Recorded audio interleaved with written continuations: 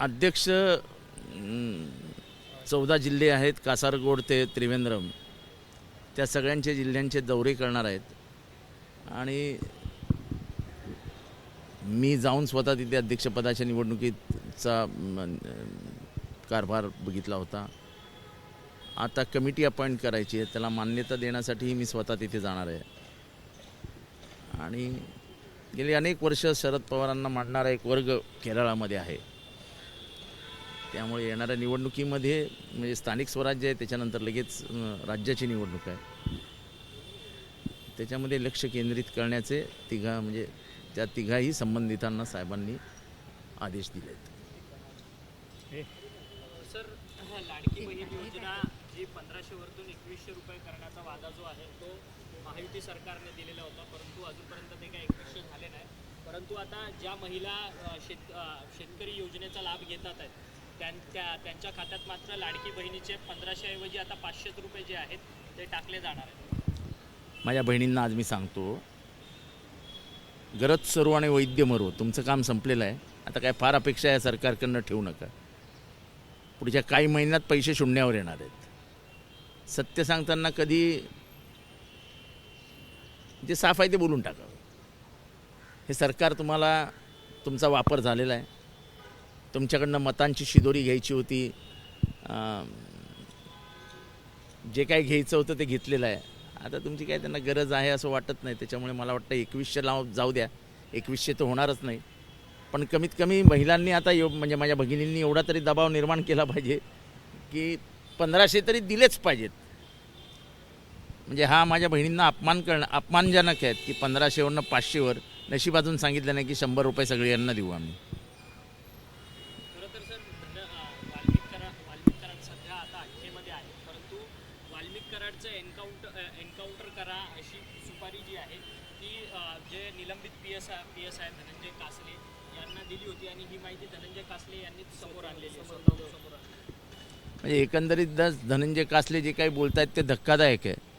पण बीडच्या राजकारणात काहीही होऊ शकतं. आणि मला एक इंग्रजी साहित्यामधलं एक वाक्य आठवतं, those who live by swords die by swords. ते तलवारीच्या जोरावरती जगत असतात, ते तलवारीनेच मरतात. त्यामुळे ह्याच्यात आश्चर्य वाटण्यासारखं काही नाही.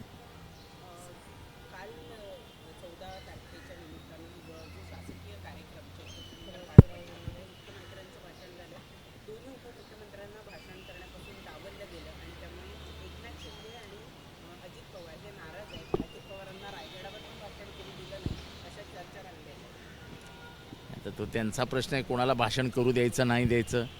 त्याच्यात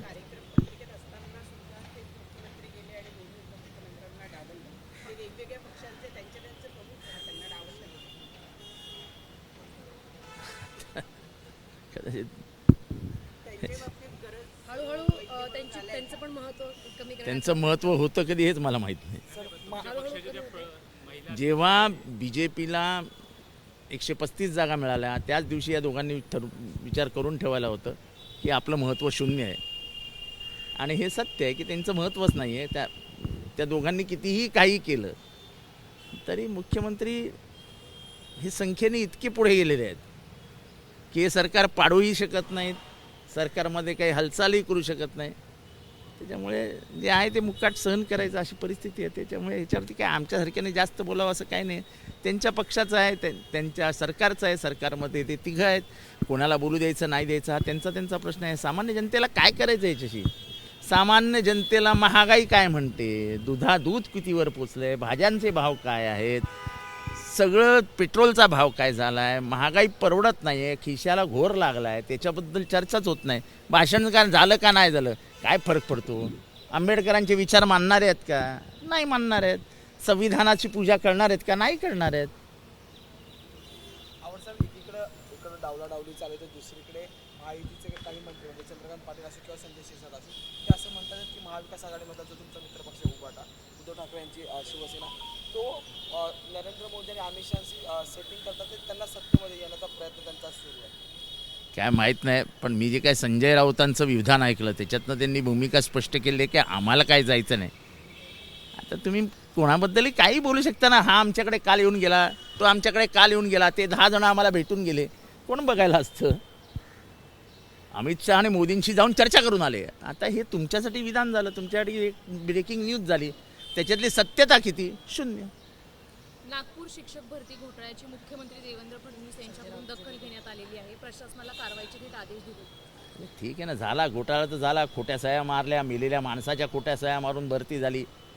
आता हे सगळं नागपूरमध्ये घडतंय, त्याचं आश्चर्य वाटतं बाकी काय. लहान पक्षांना संपवत आहे कारण की शेकाप त्यांची ती सवय आहे. त्यांची ती सवय आहे, मिठीत घेऊन मारून टाकायचं. ही भाजपची पूर्वीपासूनची सवय आहे. शेकापचे माजी आमदार आहेत पंडित शेठ पाटील, त्यांचा देखील भाजपमध्ये पक्षप्रवेश होणार आहे. त्यामुळे जे असं आहे की सगळेजण लाईन लावून प्रवेश घेत आहेत. मला माहीत नाही, इतकं भरलेलं घर आहे ती की तुम्हाला दरवाज्यातच उभं राहावं लागेल. आता काय तिथे जागा नाही कुणाला. आज जे कॅबिनेटचे निर्णय झाले त्याच्यामध्ये महत्त्वपूर्ण निर्णय असा झालेला की जे राष्ट्रीय मानवी हक्क आयोगाच्या निर्देशानुसार कैदेमध्ये किंवा कोठडीमध्ये जर कैद्याचा मृत्यू झाला तर त्याला नुकसान भरपाई देण्याचं जे धोरण होतं त्याला मंजुरी देण्यात यावं. अहो, पण मृत्यू होतोच कसा? सोमनाथ सूर्यवंशी याच्या मृत्यूची साधी तुम्ही दखलही घेतली नाहीत. That is institutional killing. Akshay Shinde आणि सोमनाथ सूर्यवंशी ही तुमच्या शर्मेनी लाजा माना खाली का जात नाहीत? आणि नेमके मागासवर्गीयच कसे मिळतात, मरतात कोठडीमध्ये पोलिसांच्या गोळीबारामध्ये? कशाला संविधानाची वाहवा करायची आणि कशाला 14ला जाऊन कार्यक्रम घ्यायचे आणि भाषणं करायची? तुम्हाला गोळ्या घालून ठार मारायला आणि काठ्यांनी बडवायला फक्त मागासवर्गीयच मिळतात ना? फुले चित्रपटावरती देखील आक्षेप आहे, काही सीन्स त्याच्यामध्ये काढावे असे का काढायचे? केवळ एका समूहाला आवडत नाही म्हणून? ब्राह्मण्यवादाने शिवाजी महाराजांना छळलं, संभाजी महाराजांना छळलं आणि त्याच्यानंतर फुलेंना छळलं, शाहूंना छळलं, आंबेडकरांना छळलं. हे वास्तव आहे, हे सत्य आहे, हा इतिहास आहे. इतिहास का बदलायला लावताय आणि एवढं का घाबरता? जे खरं आहे ते खरं आहे. तुम्ही नाही पाणी पिऊ दिलं लोकांना, खरं आहे. तुम्ही नाही जाऊ दिलं देवळात, खरं आहे. तुम्ही नाही शिकू दिलं एका पिढीला नाही 10 पिढ्यांना, खरं आहे. त्या पिढ्यांना शिकवणारा एक माणूस महात्मा ज्योतिबा फुले मैदानात उतरले. तुम्ही त्यांना दगडं मारली, त्यांच्या बायकोला, त्यांना सावित्रीबाईला आणि त्यांना. एवढा कशाला थैथयाट करताय? जे खरं आहे ते खरं आहे. आणि मी आव्हान करतोय बहुजनांना, जागे व्हा. तुमच्या भगिनी आज शिकतायत, तुमच्या बायका आज शिकतायत, तुमच्या पोरी शिकतायत त्या एकाच माणसामुळे, महात्मा ज्योतिबा फुले आणि त्याला कायदेशीर आधार देणारे डॉक्टर बाबासाहेब आंबेडकर. आणि डॉक्टर बाबासाहेब आंबेडकरांना संविधान कोणाला अर्पण केलं आहे? महात्मा ज्योतिबा फुले. बहुजनांचा पहिला कैवार या देशातला जगातला कोण? महात्मा फुले. सर, एकीकडे फुले चित्रपटावर चर्चा सुरू आहे, त्याच्या आधी जर आपण पाहिलं तर कोण नामदेव ढसाळ हा सुद्धा प्रश्न होतो. त्याला साहेब प्रश्न असा आहे की सेन्सॉर बोर्डाला काय माहिती हो महाराष्ट्राबद्दल? कोण आहे त्याच्यात मराठी माणूस? कोण आहे महाराष्ट्राच्या मातीची ओळख ठेवणारा? कोणतरी दिल्लीचे आणून बसवतात ज्यांना महाराष्ट्राबद्दल माहीत नाही. ते विचारतात कोण नामदेव ढसाळ, ते सांगतात हा चित्रपटातला हा सीन काढून टाका. अरे शेणगोटे मारले ना माझ्या आईला, माझ्या सावित्री माईला मारले ना तुम्ही शेणगोटे. तुम्ही फुलेंना मारण्याची सुपारी दिलीत ना, मग दिली तर दिली. त्याच्यातनं मार्ग काढत फुलेंनी महिलांची शाळा सुरू केली. ती एका समाजासाठी होती का? ती एका जातीसाठी होती का? समस्त महिला वर्ग शिकला. विधवांच्या डोक्यावरचे केस ओढून काढण्याची क्रूर पद्धत होती, ती बंद केली ना फुलेंनी. ती कुठल्या समाजात होती, कुठल्या जातीत होती, ह्याच्यावर पण चर्चा करूया ना मग आपण. जर चुकीच्या प्रथा परंपरा बंद झाल्या तर ह्याच्यात काय फुलेंची चूक होती? आणि मग ते का नाही दाखवायचं? शाळेचे दरवाजे तुम्ही बंद करून टाकलेत. आता उद्या सांगाल बाबासाहेब आंबेडकरांना खोलीच्या बाहेर बसून शिकताना दाखवू नका. अहो, त्यांना तुम्ही वर्गात बसू नाही दिलं ना बाबासाहेब आंबेडकरांना. अरे तुम्ही ज्याला वर्गात बसू नाही दिलं त्यांनी संविधान लिहिलं, त्याच्या हुशारीची दाद द्या ना. सर, संभाजी भिडे यांना सकाळी सांगलीमध्ये पुतळा चावलेला आहे आणि त्यानंतर सांगली महानगरपालिका जी आहे ती अलर्ट मोडवरती आली आणि भटक्या कुत्र्यांवरती नियंत्रण आणण्याचं काम सांगली महानगरपालिकेने. माझ्या शहरात कुत्रे खूप वाढलेत. नशीब तुम्हाला चावलं. ते आता कोणाला चावल्यानंतर ते साफ करतील काय माहीत नाही मला. म्हणजे कुत्रा कोणाला चावल्याशिवाय आणि तोही महत्त्वाच्या माणसाला चावल्याशिवाय कुत्रे काय उचलले जात नाहीत. आता महत्त्वाच्या माणसाला ते चावावेत असे आपण देवाकडे प्रार्थना करूया, म्हणजे सर्वसामान्यांना न्याय मिळेल. ह्या सरकारमध्ये कुत्राही मोठ्याला चावला तर पकडला जातो. हे सरकारचं म्हणजे कार्य करण्याची पद्धत चांगली आहे. चला सर, हम खासकर देख रहे हैं कि मुर्शिदाबाद में जिस तरीके से हिंदू घर छोड़ रहे हैं या वक्फ बोर्ड को लेके वहाँ पे एक तनाव दिख रहा है. तमिलनाडु में भी एक मामला सामने आया कि वक्फ बोर्ड की देखो जमीन वक्फ का जो माहौल ख़राब करने का काम चालू है, मुझे लगता है सरकार की इच्छा ही थी.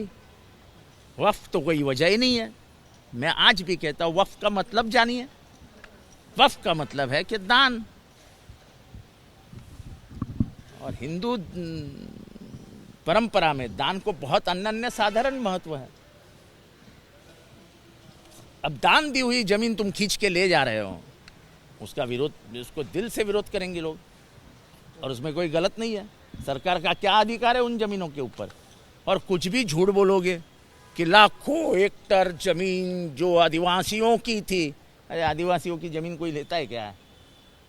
वक्फ वही जमीन की जाती है जो तुम्हारे नाम पे है. वो किसी के नाम पे है, उसको दान करने का अधिकार किसी को नहीं है. तुम्हारे नाम पे अगर ज़मीन है तो वही दान हो सकती है, वरना दान ही नहीं हो सकती. नहीं, लेकिन जो तमिलनाडु में हम देख रहे हैं, पश्चिम बंगाल की स्थिति देख रहे हैं, या ऐसी स्थिति बनी रहेगी या इसमें कुछ करने की बस ज़रूरत है? स्थिति तो बदलती जाएगी, लेकिन ये विद्वेष की राजनीति करने का जो काम पिछले कुछ सालों से शुरू हो गया है, वो समाप्त होने का वक्त आ जाएगा. ये भारत के लिए ये जो हो रहा है वो अच्छा नहीं है. ये देश अगर इकोनॉमी की तरफ की बात करे तो जिस तरीके की इकोनॉमी हमारी गिर रही है, उसको मद्देनज़र देखते हुए, उसको रखते हुए हमने सोचना चाहिए कि ये देश बर्बादी के कगार पे आके खड़ा हुआ है. दो धर्मों में, दो जाति में विवाद ये इस देश के लिए भलाई की तरफ नहीं लेके जाएगा. इस देश को बर्बादी की तरफ लेके जाएगा. दूसरा सवाल सर ये कि ये स्थिति तो बनी हुई, खासकर रॉबर्ट वाड्रा को ईडी के दफ्तर जाना पड़ा है. उनकी वहाँ पे जांच हो रही है, पूछताछ हो रही है. क्या कहेंगे, फिर से एक बार ईडी पे चक्कर शुरू? पता नहीं अभी किस कारण उनको बुलाया है, क्या है. 2014 से लेके अब 2025 आ गया. 11 साल के बाद अगर सरकार को कुछ मिलता है तो मालूम नहीं क्या मिला है. 11 साल के बाद हाथ में कुछ कैसी बात लगी है क्या, मालूम नहीं क्या हो रहा है. इस पे किसी दबाव बनाने की कोशिश है फिर से ईडी के जरिए, ऐसा लग रहा है. देखो ये जो भी यंत्रणाओं का इस्तेमाल हो रहा है उसके बारे में हमने बार बार कहा है कि यंत्रणाओं के माध्यम से दबाव निर्माण करना, ये इसका हेतु साफ नहीं.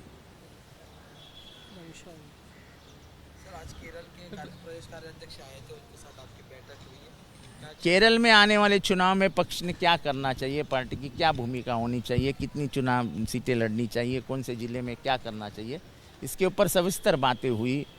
और आगे की भूमिका तय करने के लिए हम फिर से एक बार बैठने वाले हैं. आप निरीक्षक की भूमिका में है, पवार साहब ने कुछ विशेष सूचनाएं दी गई? नहीं, हम 4 जन बैठे थे, 5 जन बैठे थे, और आने वाले दिनों में क्या करना चाहिए इसके ऊपर बात हुई.